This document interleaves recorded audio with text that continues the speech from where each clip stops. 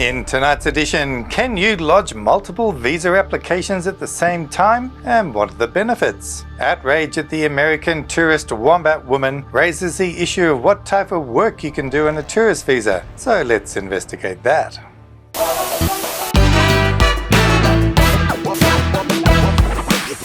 Hi, I'm Karl Konrad and welcome to this week's edition of Australian Immigration News, proudly brought to you by Australian Immigration Law Services, the company I founded in Sydney more than 26 years ago.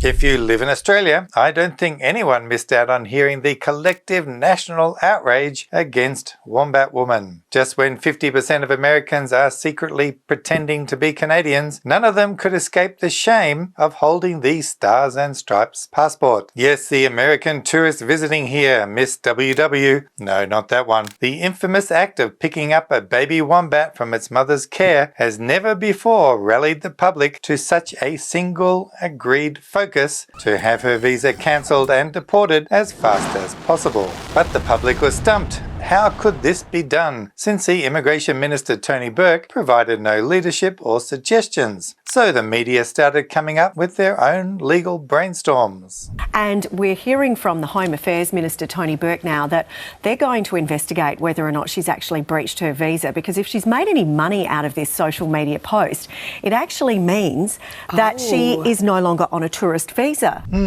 Well, that's a doozy. Because if she made any money out of this social media post, it means you are no longer on a tourist visa. This is a prime example why media journalists should not comment on immigration law, as visas simply do not disappear because you have made some money. Fortunately, we have been spared any more media frenzies and the formation of unsightly lynch mobs, because by Friday, she thankfully fled the country.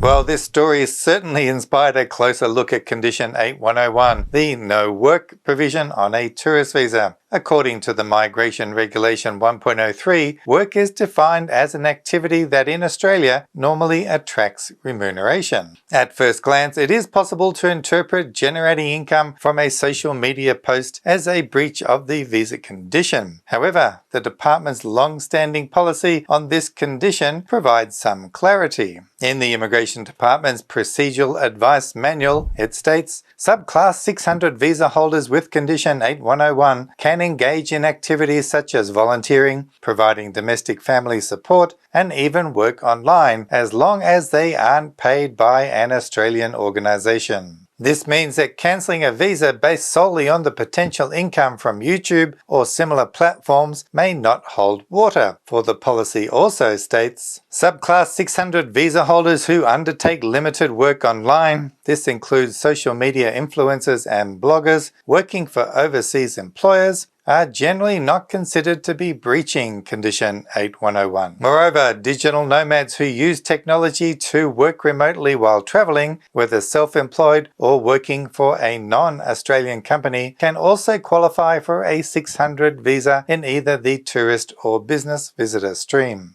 If Miss WW's visa had been cancelled based on this no-work condition, it would have set a troubling precedent. There are countless of people in Australia who identify as digital nomads or creating digital content while they enjoy their holidays. In conclusion, this incident serves as a reminder for all temporary residents in Australia. Avoid engaging in foolish acts that upset your hosts.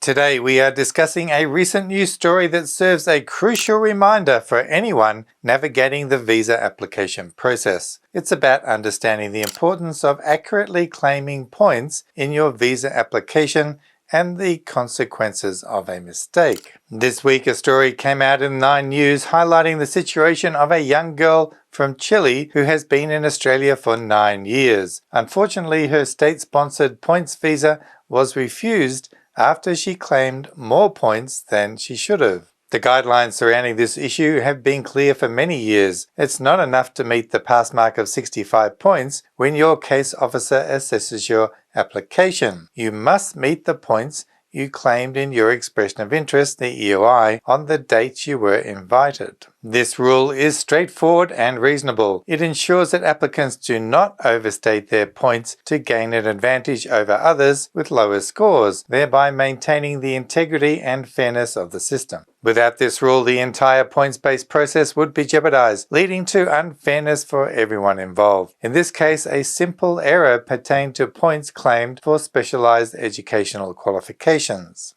According to the article, the applicant had completed a Masters by coursework but mistakenly claimed points meant for a Masters by research. It was a simple mistake, but unfortunately there is no room for error when it comes to visa applications. This situation underscores the importance of ensuring your application is accurate and complete. Make sure you read the summary of your points, and this totals with the score you expected. Many people do not make this simple check and only realize after an invitation has been issued, and in the worst case, like in the story, the immigration case officer has gone through and checked your points. Whenever possible, it is wise to seek the assistance of a professional lawyer or migration agent to help with the application process, minimizing the risk of errors that could lead to refusals. Today we're diving into a topic that a lot of people find surprising. It's all about lodging multiple visa applications simultaneously. And yes, you can do that despite the Immigration Department's advice on the phone that you can't. Stick around to learn why this may be beneficial for you. Many people are surprised when they hear there's nothing wrong with lodging 2 visa applications at the same time, and in some situations you may even consider more. Now, they may not always be lodged on the same day, but sometimes you'll lodge one and then another one as you await the decision on the first one. Legally, you have the freedom to make as many applications as you like as long as you meet all the requirements and you're ready to cover the costs. If you're in Australia on a substantive visa, you receive 2 separate bridging visas for these applications. Each application must be assessed on its own merits according to the law. The Immigration Department just can't ignore one because you've got another application in the pipeline. Consistency and accuracy of the information in both applications, of course, is key to avoiding conflicts. Let's walk through a couple of examples. Suppose you've applied for the 491 skilled regional visa, but now an employer is offering to sponsor you under the 186 direct entry employee nomination scheme. Can you pursue both? The short answer is yes. That unfortunate media example of being careful about the points you claim is a typical example of having a backup plan in case your points visa gets refused. Also, lodging the 186 visa is a means to gain your PR much faster. There is a rule that restricts lodging a 186 application if you already hold a 491 visa. However, if you're still on a bridging visa from the 491 application, nothing prevents you from applying for the 186. Once you lodge the 186 from your bridging visa A from the 491 application, you'll also get a bridging visa C. Remember, you can hold multiple bridging visas simultaneously. Both these bridging visas will coexist, but the conditions on the more powerful bridging visa A will apply. If your 186 application is approved first, you should withdraw your 491 application to avoid it being granted and thus cancelling your 186 PR visa. If the 491 visa is granted first, the 186 processing continues, and when approved, it will automatically cancel the 491 visa as you can't hold 2 substantive visas at the same time. Here's another scenario. Suppose you've lodged a partner visa application for the onshore 820 visa and you're on a bridging visa A. You then receive an invitation for the skilled independent 189 visa. There's nothing from stopping you from applying for that 189 visa, and if you're in Australia at the time you do, you'll get a bridging visa C. If the partner visa is approved first, no worries. Your 189 processing will continue unaffected. Then when that 189 visa is granted, it will simply cancel your 820 visa for you. If the 189 visa is approved first, you would then withdraw the 820 application. There are many scenarios like these, and the bottom line is that lodging 2 applications simultaneously is not only normal, but can give you valuable options. You can strategically choose which visa is best suits your long-term plans. So don't hesitate to explore your options. If you have any questions, drop them in the comments section. Well, that's all for another fascinating week in the world of Australian immigration. Remember, if you need help, we are always here to lend a hand. You can book an appointment online, but if you're in a hurry, just pick up the phone to see if we can squeeze you in. As always, take care out there, and I'll see you next time. So bye for now.